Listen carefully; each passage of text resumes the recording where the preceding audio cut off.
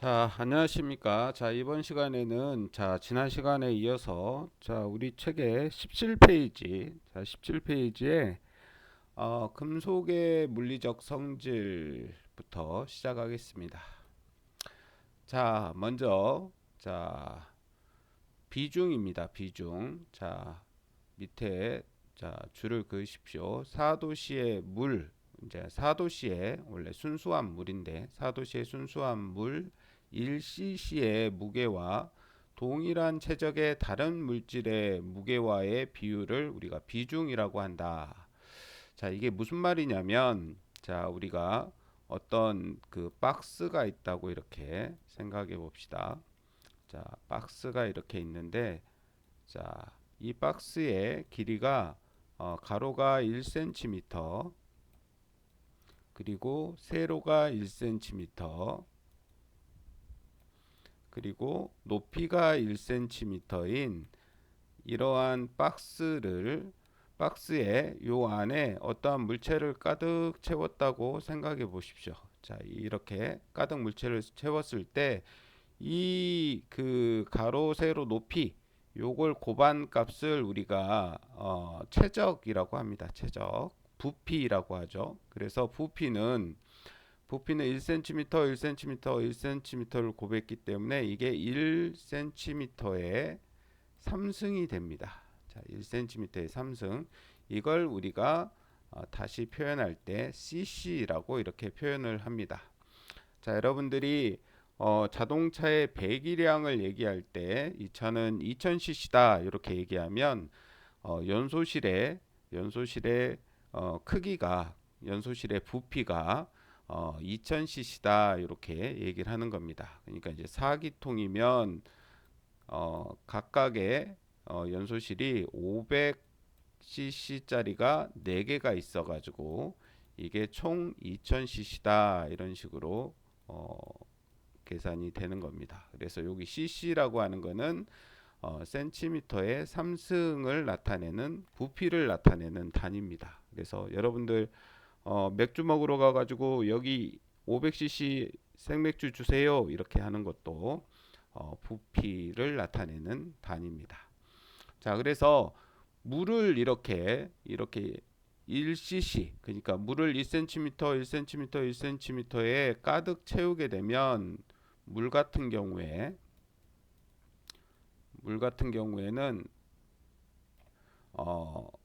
1cc에다가 1cm, 1cm, 1cm에 가득 채우게 되면 무게가 1g이에요. 1g. 1g입니다. 그래서 1cm, 1cm, 1cm에 가득 채워가지고 그 무게를 단 것을 우리가 비중량이라고 합니다. 비중량.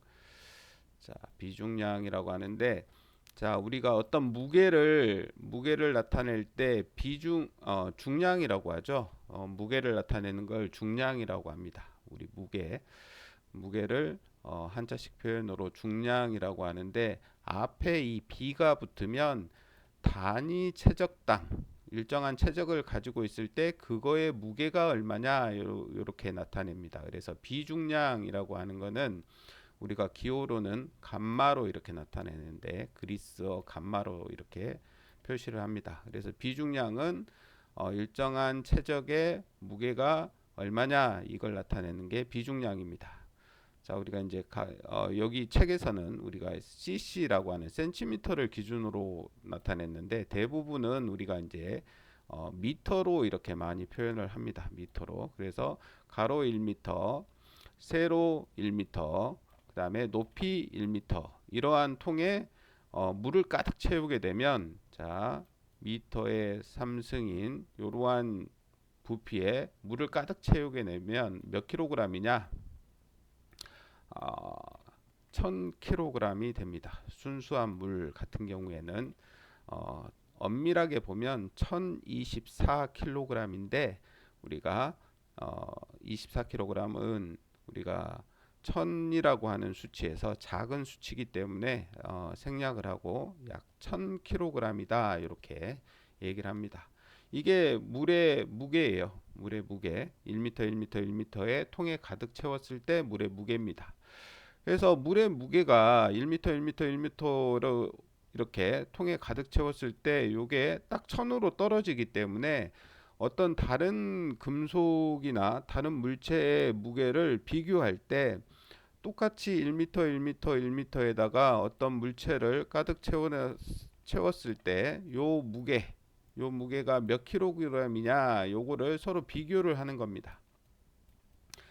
그래서 우리가 비중이라고 하는 건 우리가 S로 이렇게 기호를 쓰는데 S는 물의 비중량분의 물의 워터, 자 감마 워터, 그러니까 물의 비중량분의 어떤 물체의 비중량, 이걸 우리가 비중이라고 합니다. 그러니까 물의 비중량은 아까 1m, 1m, 1m에 가득 채우면 1000kg이라 그랬죠. 1000kg인데 어떤 다른 금속의 무게를 1m, 1m, 1m로 잘라 가지고, 자 어떤 금속인데 티타늄을 1m, 1m, 1m의 이러한 부피로 잘라 가지고 무게를 재봤더니 4540kg이었다. 40kg이었다. 이렇게 무게를 재봤더니 이렇게 나왔습니다. 그러면 이게 비율로 보면 어떻게 됩니까? 4.54가 되는 거죠. 네, 그래서 이게 티타늄의 비중은 4.54다. 이렇게 표현을 할 수가 있습니다.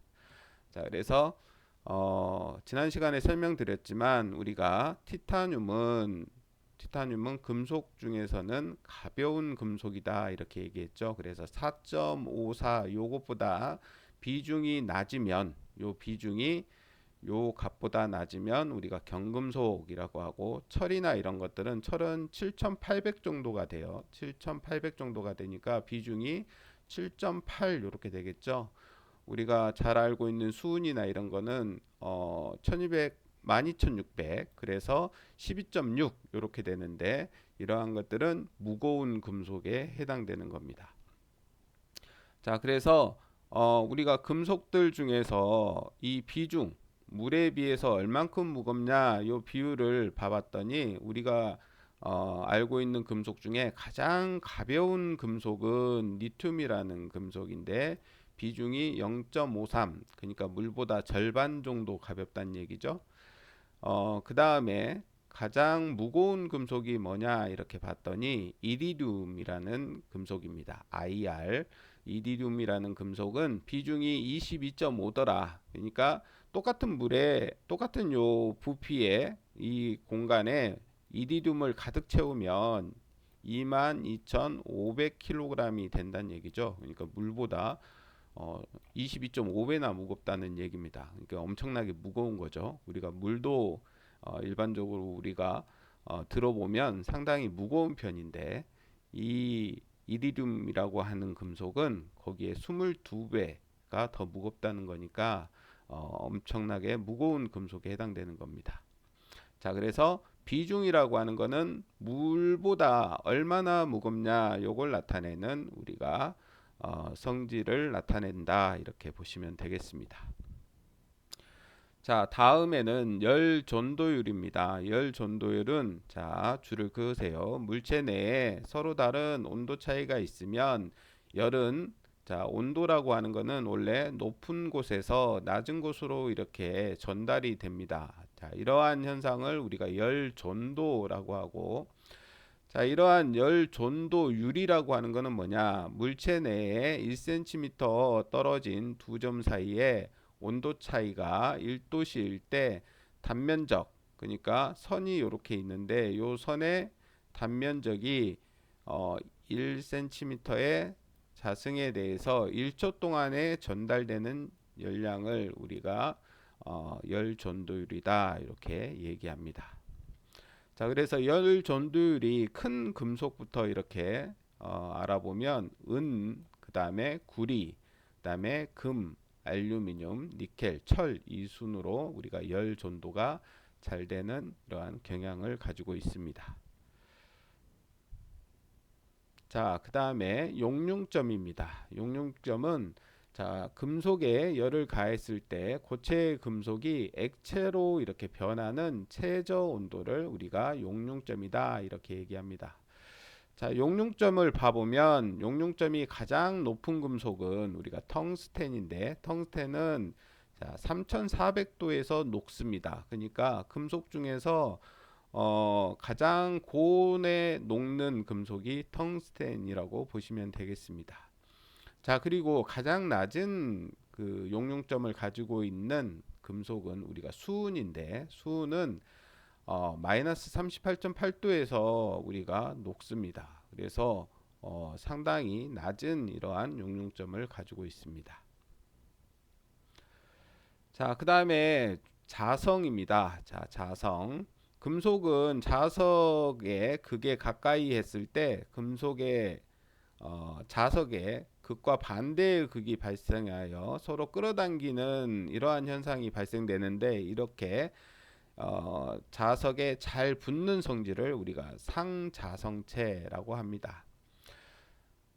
자, 그리고 그 자석이 특히 강하게 이렇게 작용되는 이러한 금속을 우리가 강자성체다 이렇게 얘기하고 또한 서로 극이 같은 극이 이렇게 생겨가지고 서로 밀쳐내는 반발하는 성질을 이걸 우리가 반자성체다 이렇게 얘기합니다.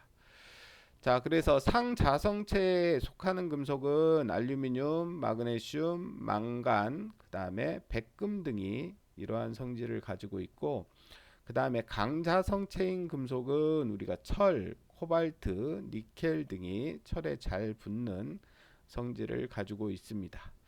자, 그 다음에 반자성체에 속하는 금속에는 구리나 은, 수은, 금, 그 다음에 안티몬, 그 다음에 비스머드 등이 여기에 해당됩니다. 자, 다음은 선평창계수입니다. 자, 선평창계수란 뭐냐? 자, 줄을 끄세요. 금속에 열을 가하면 온도를 1도씩 올렸을 때에 길이가 얼만큼 늘어나느냐 요걸 나타내는 비율을 우리가 선평창계수다 이렇게 얘기합니다.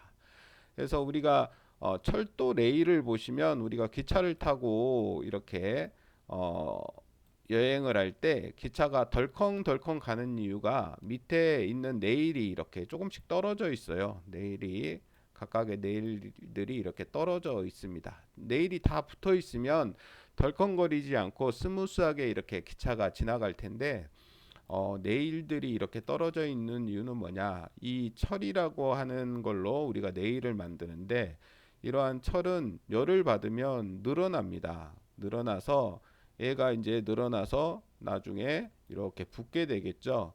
근데 이걸 처음부터 이렇게 붙여 놓으면 나중에 열을 받으면 어떻게 되겠습니까? 서로 길이가 늘어나서 이렇게 올라오게 되겠죠. 올라오거나 옆으로 이렇게 비껴가게 됩니다. 그래서 기차가 가다가 여기에서 탈선이 될 수가 있습니다. 그래서 열을 받아도 이렇게 서로 밀쳐내지 않도록 이렇게 조금씩 떨쳐놨어요. 그래서 우리가 이제 평상시에 덜컹덜컹 하면서 이렇게 소리가 나게끔 되어 있는데 그처럼 우리가 금속이라고 하는 거는 온도가 올라가면 이렇게 늘어나는 성질을 가지고 있습니다. 그래서 얼만큼 늘어나느냐 요 비율을 나타내는 게 우리가 선평창계수입니다. 그래서 자, 1도씨 올렸을 때 얼만큼 늘어나는지 요걸 나타내는 게 선평창계수다. 자, 그래서 금속 중에서 선평창계수가 가장 큰 금속은 아연입니다. ZN 아연이고 그 다음으로 납, 그 다음에 마그네슘, 그 다음에 텅스텐, 몰리븐, 텅스텐 등이 우리가 열평창계수가 이렇게 높은 금속에 해당되고 그 다음에 이제 텅스텐이나 몰리브덴이라고 하는 요 금속들은 우리가 그 고열에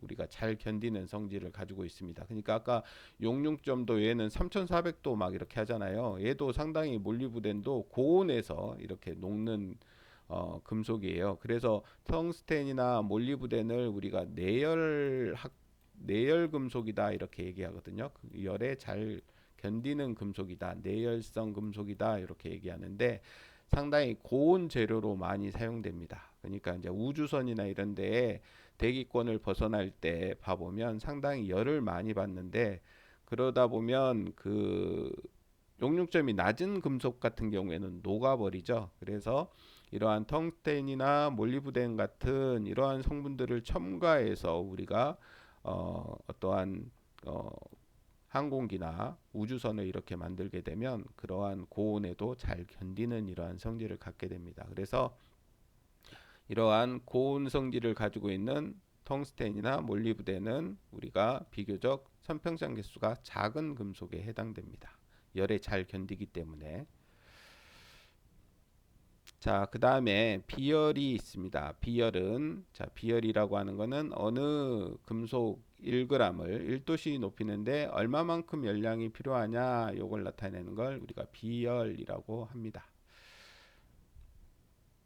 자, 그 다음에 쭉 넘어가서, 자, 우리가 내용이 많기 때문에 중요한 부분 위주로 이렇게 어, 수업을 하니까 여러분들이 그 다른 궁금한 사항들은 제가 넘어갔다 그래서 필요 없는 부분들이 아닙니다. 근데 내용이 워낙 방대하다 보니까 제가 아주 중요한 부분들 위주로 이렇게 수업을 하기 때문에 여러분들이 수업에 빠졌던 부분들도 여러분들이 시간이 되시면 책을 한 번씩 읽어보시면 좋을 것 같습니다. 자, 그 다음에 금속의 합금인데, 자, 우리가 한 종류의 금속에 다른 종류의 금속이나 비금속을 우리가 용융시켜 가지고 혼합시키는 걸 우리가 합금이라고 합니다. 합금. 주로 이제 금속 우리가 철이라고 하는 철계 금속에다가 우리가 이제 비철계 금속들, 탄소나 인이나 황이나 규소나 뭐 망간이나 마그네슘이나 이러한 금속들을 이렇게 첨가해서 이렇게 금속의 어떤 성질을 변화시켜 가지고 우리가 주로 사용하는데 이러한 것들을 우리가 합금이라고 한다. 자, 그러면 우리가 어떨 때 주로 합금을 하느냐? 우리가 인장 강도나 경도를 증가시키고 싶거나 아니면 전성, 잘 펴지는 성질, 연성, 그 다음에 연신율이 이렇게 감소하는 우리가 주로 이제 인장 강도나 경도를 이렇게 올리다 보면 우리가 강도를 그러니까 우리가 요구하는 거는 어떤 철에 어떤 합금을 해가지고 이렇게 인장 강도나 경도를 올려서 이렇게 사용을 주로 하고 싶은데 이런 경우에는 이렇게 이제 유연성이 떨어지죠. 전성이나 연성이나 연신율 그러니까 잘 늘어나거나 잘 펴지는 성질은 이렇게 감소하게 됩니다. 그러니까 금속이라고 하는 게 우리가 강하면서도 부드럽고 이렇게 하면 좋은데 우리가 어떠한 성질을 하나를 더 강도나 경도를 올리게 되면 우리가 유연한 그 연성이나 전성이나 연신율은 이렇게 감소하는 이런 경향을 가지게 됩니다. 자, 그 다음에 합금 처리를 하게 되면 담금질 효과가 커지고 그 다음에 내열성과 내산성이 커진다. 그 다음에 용융점이 낮아지기 때문에 주조성이 좋아지고 그 다음에 전기 저항이 증가하고 열 전도율이 낮아진다. 그 다음에 색깔이 아름답다. 가단성이 나빠진다. 자, 그 다음에 용어에서 고용체라는 게 있습니다. 자, 하나의 금속 속에 다른 금속 또는 비금속이 들어가 서로 용융하여 어느 부분이고 균일한 고체 상태로 되는 것을 우리가 고용체라고 한다. 자, 그 다음에 자, 용어가 있는데 공정이 있습니다. 공정. 자, 성분 금속이 용융하여 용융되어 있는 하나의 용액에서 일정한 온도에 도달하면 우리가 두 개의 고체가 일정한 비율로 동시에 정출되는 현상을 우리가 공정이라고 합니다. 그래서 이러한 반응을 우리가 공정 반응이다 이렇게 얘기하는데 우리가 이러한 공정은 우리가 액체에서 고체가 발생하는 이러한 것을 우리가 공정 반응이다 이렇게 얘기합니다. 자, 그 다음에 공정은 하나의 액체에서 두 두 가지의 고체가 이렇게 나오는 걸 아까 공정이라고 했죠. 그래서 하나의 고체에서 일정한 온도가 되었을 때 두 가지의 고체가 일정한 비율로 동시에 석출하여 발생하는 화합물을 우리가 공석정이라고 한다. 자, 또한 석출이란 어느 고체에서 새로운 고체가 발생하는 것을 우리가 석출이라고 한다. 그래서 용어에 대해서 여러분들이 알아놓으시고, 자, 공정, 공석에 대해서는 나중에 뒤에서 다시 한번 설명을 드리겠습니다. 자, 그 다음에 금속의 조직. 자, 금속의 원자가 규칙 있게 배열한 상태를 우리가 결정체라고 합니다. 그래서 한 개의 결정체를 결정입자라고 하고 한 개의 결정격자를 X선으로 보면 원자들이 규칙적으로 배열되어 있는데 이것을 우리가 결정격자라고 한다. 그래서 결정격자는 우리가 세 가지를 주로 이제 보게 되는데 채심 입방격자, 면심 입방격자, 그다음에 조밀 육방격자를 주로 이제 우리가 다루게 됩니다. 자, 여기에서 채심 입방격자라고 하는 거는 우리가 BCC라고 이렇게 기호로 쓰는데, 자, 채심 입방격자.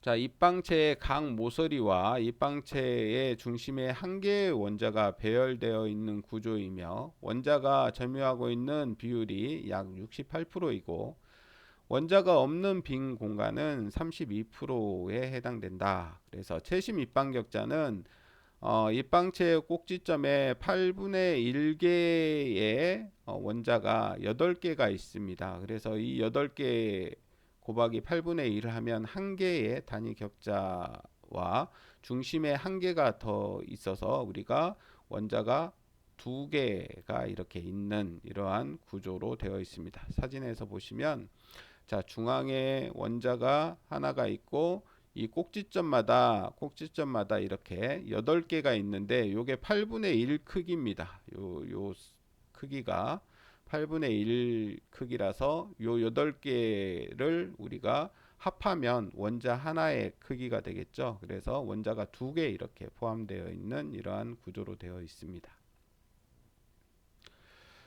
자, 그래서 원자 주위에 있는 최근접 원자 수를 우리가 배위수라고 하는데 채심 입방격자의 배위수는 8개이다. 자, 그 다음에 면심 입방격자를 우리가 FCC라고 이렇게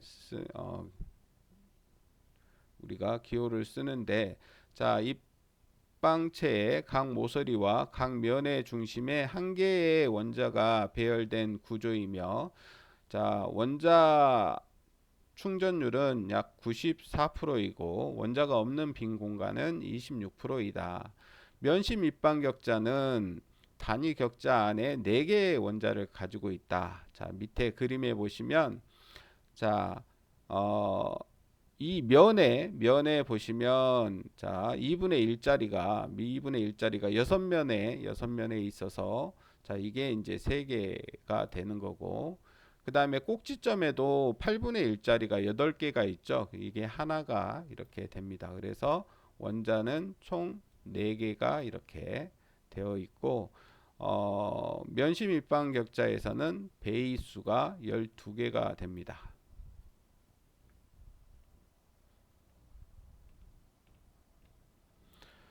자, 그 다음에 조밀 육방격자입니다. 조밀 육방격자는 우리가 기호를 HCP 이렇게 약자를 써서 HCP 이렇게 표시를 하고 육각기둥 상하면에 각 모서리와 그 중심에 한 개씩의 원자가 존재하고 또한 육각기둥을 구성하는 6개의 삼각기둥 중에 한 개씩 띄워져 삼각기둥의 중심에 한 개의 원자가 배열되어 있는 결정 구조이다. 그래서 조밀 육방격자의 배위수는 12다. 그래서 여기에 있는 이러한 육각형 형태로 이렇게 구성되어 있습니다. 자, 그래서 자, 이러한 그 격자를 가지고 있는 금속들을 알아보면 채심 입방격자를 가지고 있는 금속은 바륨, 크롬, 철, 칼륨, 리튬, 몰리브덴, 니오뷴, 그 다음에 누비듐, 그 다음에 탈탄, 바나듐 등이 있고, 면심 입방 격자의 구조를 가지고 있는 것은 은, 알루미늄, 팔라듐, 백금, 노듐, 스트론튬, 토륨, 세륨 등이 있습니다. 자, 그 다음에 조밀 육방 격자는 베릴륨, 카드뮴, 코발트, 하프늄, 마그네슘, 그 다음에 란탄, 티타늄, 아연, 그 다음에 지르코늄 등이 이런 조밀 육방 격자의 구조를 가지고 있다. 자, 그 다음에 금속의 변태입니다. 자, 우리가 변태에는 두 가지가 있는데 자기 변태와 동소 변태가 있습니다. 자, 먼저 자기 변태는 원자의 배열에는 변화가 없으나 원자 자체의 내부 변화가 일어나는 경우를 우리가 자기 변태다 이렇게 얘기합니다. 그래서 예를 들면 순철 같은 경우에는 강자성이지만 온도가 높아짐에 따라서 서서히 자기의 강도가 약해지거나 768도 부근에서 급격히 자기의 크기가 변화를 일으키는 상자성의 성질을 갖게 되는데, 자, 이렇게 급격한 변태를 우리가 자기 변태다 이렇게 얘기합니다. 자, 그리고 이러한 변태가 일어나는 온도를 우리가 큐리점이다 이렇게, 큐리 포인트다 이렇게 얘기를 합니다.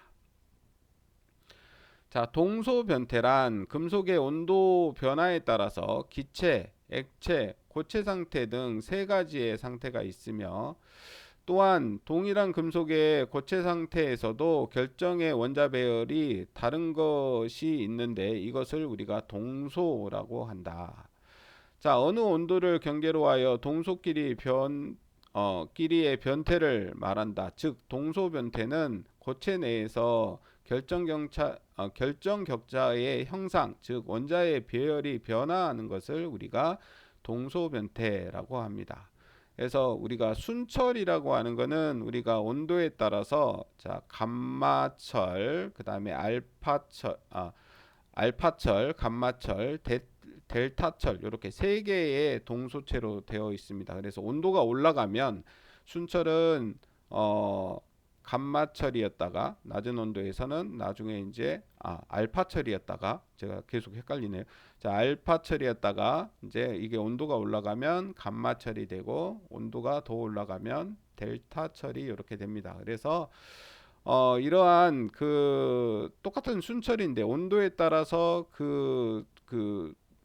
변태가 일어나는 이러한 성질을 가지고 있습니다. 그래서 알파철은 910도씨 이하에서 최심 입방격자의 구조를 갖고 있다가, 그 다음에 이제 910도에서 1400도씨까지 이렇게 온도가 올라가면 자, 면심 입방격자가 됩니다. 면심 입방격자가 되고, 거기에서 온도가 더 올라가면 1400도씨에서 1539도까지 이렇게 올라가면 그때는 이제 다시 최심 입방격자로 이렇게 구조가 바뀌게 됩니다. 그래서 자, 이러한 현상을 우리가 동소변태다 이렇게 얘기합니다. 자, 이거는 이제 제가 FEC 상태도에서 다시 한번 알려드리겠습니다. 자, 그 다음에 순철의 변태점은, 자, A0 변태점은 210도, 그 다음에 A1 변태점은 723도, 그 다음에 A2 변태점은 이제 자기 변태점이라고 아까 했었는데 768도, 그 다음에 A3 변태점은 동소 변태점인데 910도씨, 그 다음에 A4 변태점은 1400도씨다.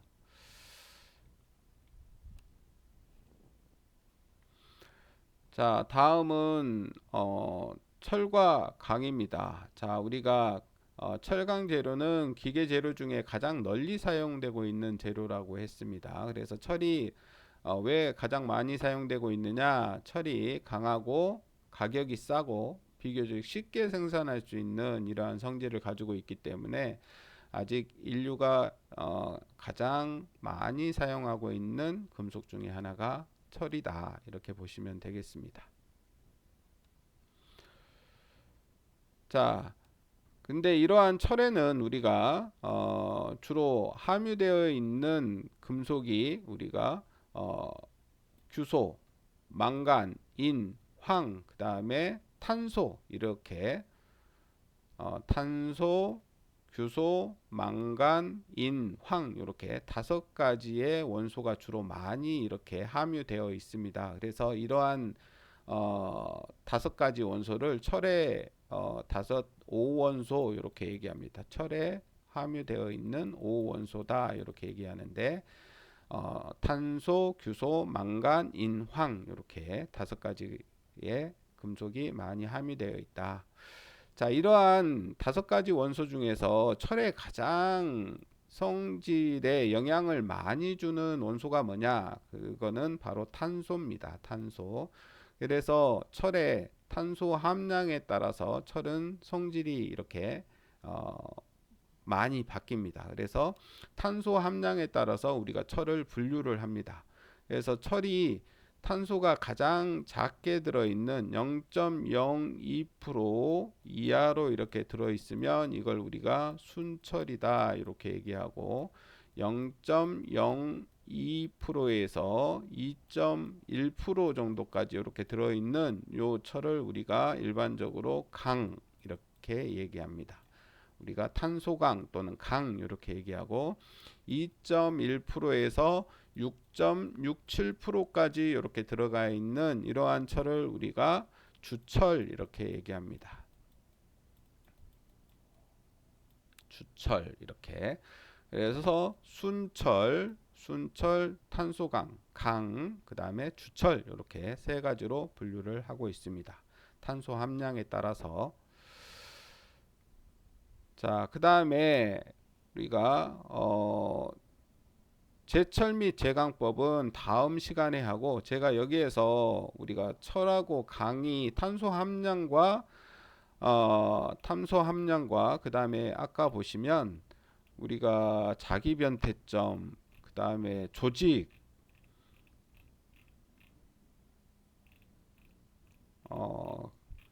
그 다음에 철은 우리가 이제 아까 여기 보시면 공정 반응, 공석 반응, 포정 반응 뭐 이러한 반응들이 있는데, 이러한 내용들이 여기 책에는 좀 자세하게 안 나와 있어서 제가 다른 보조 자료를 이렇게 영상을 같이 올려서 제가 설명을 드리겠습니다. 그래서 거기까지 이렇게 보시면 될 것 같고, 자, 제철법 및 제강법은 다음 시간에 계속 하도록 하겠습니다. 자, 수고하셨습니다.